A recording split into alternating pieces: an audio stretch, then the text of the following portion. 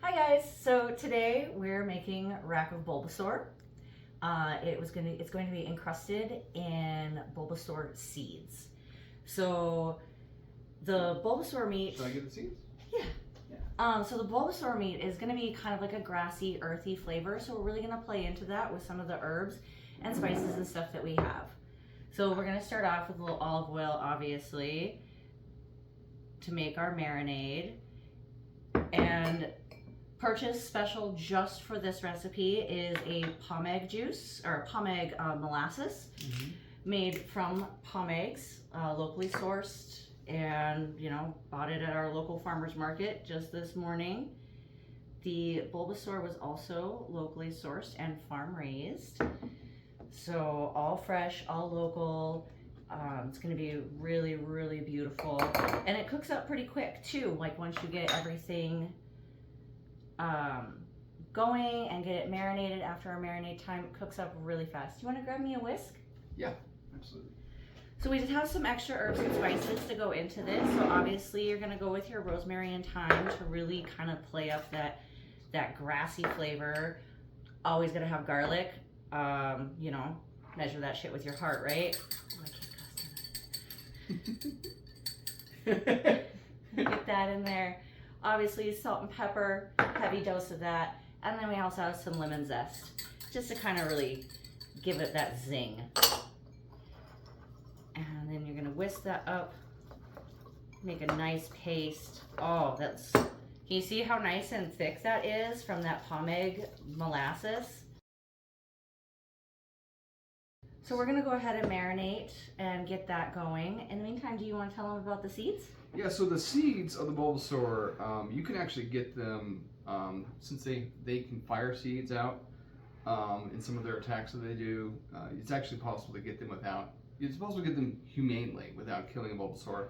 This particular seed was taken from the Bulbasaur we have here, so it was much larger. We had it ground down into this.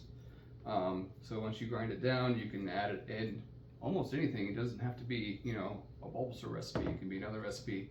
Something else to be concerned about when you're cooking Bulbasaur, or actually I should say when you're butchering Bulbasaur, is they have a sleep powder. And if you're not careful, it will knock you out. I actually have a little bit here. It's not dangerous per se. It will just put you to sleep. So if you want to, you can put a little bit on your meal, and you can take a little nap afterwards, depending on. Or throw it in a drink. Or just use it as a sleep aid. I don't know, kind of a bonus when you're processing Bulbasaurs. You end up with a little bit of a sleepy time powder, which you can either use for yourself or for your enemies. So while I finish getting this marinated, do you want to get the Bulbasaur vines that we got that were for our side? Absolutely. That's the other thing. The Bulbasaur is its own side dish.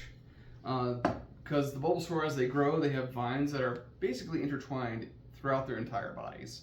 And so we've got some here that we've got already extracted from the meat itself. Makes a great green side dish there. So now that we've got our marinade all on here, we're just gonna go ahead and let this sit for about half an hour and get our side dishes prepped and get ready to throw it in the oven. It does cook at about 425, should be done after it marinades for like 10 minutes. So pretty quick. So now we've got our pan screaming hot. We do need to sear these Bulbasaur racks before we put them in the oven. So you just go ahead and, like I said, get your pan screaming hot, drop it on there. It takes about 3 to 4 minutes per side. You're probably only going to put 2 in at a time, just so that it doesn't overcrowd the pan. You're going to get a lot of steam coming off of this. While these sear, let's talk about why we would only want to use Bulbasaur. So as Pokemon get older and evolve, a lot of times you don't know if they've been fighting in the wild, and a lot of times that is how they evolve if you don't use a stone. So that meat can get really, really tough, and you want a nice, tender, young meat. So you want to really stick with your first evolution for most Pokemon whenever you cook them up. especially like with the Bulbasaur, and because also as that seed takes over their brain, it can make them do really strange things. You don't know what they're eating. These are fully grass-fed, farm-raised. Again, like you said, locally sourced. Picked them up at the farmer's market just this morning. I don't recommend trying to catch your own wild Pokemon for this. Again, it just becomes, you don't know what they're eating. You don't know what they're getting out there. And if you're getting farm-raised ones, you know exactly what you're getting, and you can get to know your farmer, and you just really know what's in your meat. So we got our oven preheating, ready for these once they come out of the searing. This pan, like I said, is super hot, so I am going to use tongs, make sure they work, so I can flip them over and get the other side seared.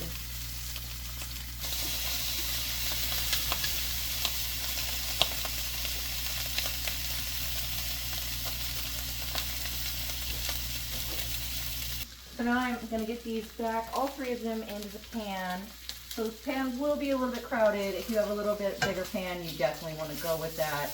But just get them arranged in there. I prefer fatty side down so that you can get that fat really well rendered while it cooks in the oven. And I cook almost everything on stainless steel, but if you do have cast iron, I highly recommend that. It's great for these kind of things because you can also just take that pan directly from the stovetop and into the oven. And there it will stay for the next 10 minutes. While that's cooking, we're going to go ahead and get our vines cooked up. So we'll just want to go ahead and get some water boiling with about a pound of Bulbasaur vines and 2 cups of water so they can steam. So after probably about 5 minutes, those vines should be tender enough. They'll still be a little crisp, but you know, edible. So we're going to go ahead and get those drained. And then in that same pot, we're going to go ahead and saute some butter and shallots.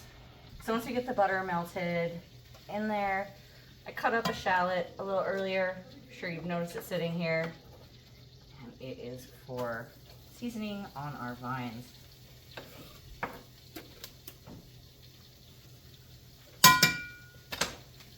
Just want to get those sauteed till they're nice and tender, translucent, fragrant. It's going to be a fantastic side for our rack of Bulbasaur.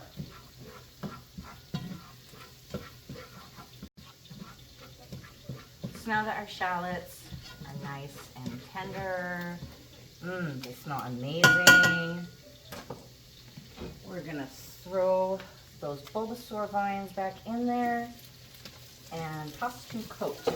We'll go ahead and add a little salt and pepper. Can't ever go wrong with that.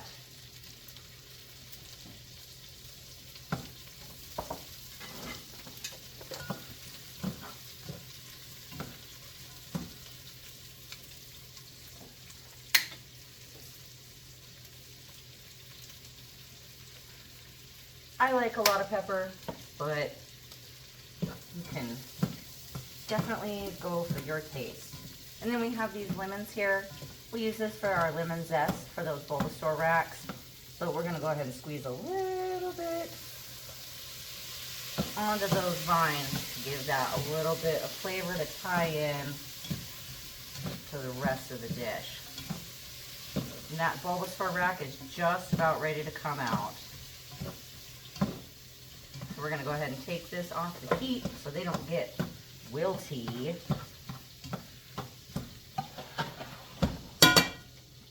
Right over there.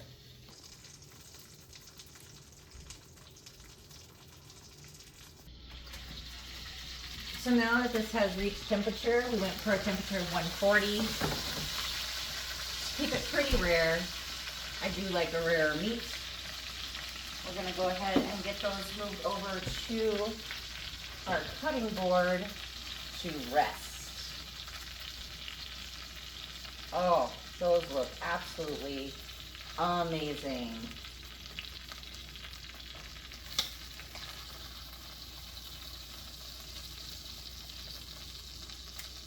So once those are done resting, we'll get them coated with some Dijon mustard and that crushed up Bulbasaur seed. So now that our meat is nice and rested, Bulbasaur is ready to be dusted with some Dijon.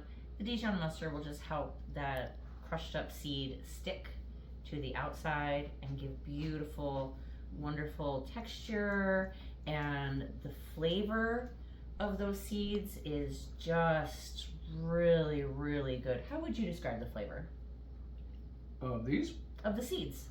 Oh, they're kind of a pistachio. Yeah, Yeah, I could see that. yeah. Only more nutty, if that even makes sense. Which is interesting because you know it's technically a seed, and pistachios are seeds too. Mm-hmm. What are you eating? The vines are delicious. That's for dinner. Stay out of there. Looks like we got this one nice and coated up, so let's press it in there and see how it looks.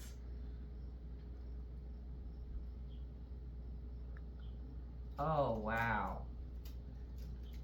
Almost like an ice cream. That looks fantastic. Should we cut this one open before we cover the rest? Yeah, let's take a look. So I'm going to cut this one into a double chop.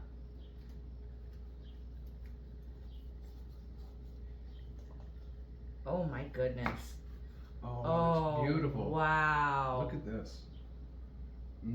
Can't wait to eat that. That looks delicious. That does look really good. All right, let's get the rest of these coated and covered.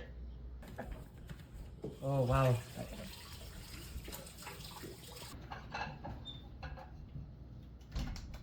Who wants some of the Parmesan? Anybody need a nap? Oh my gosh. Is it good? I like it. Here, Connor, have some Parmesan. Okay.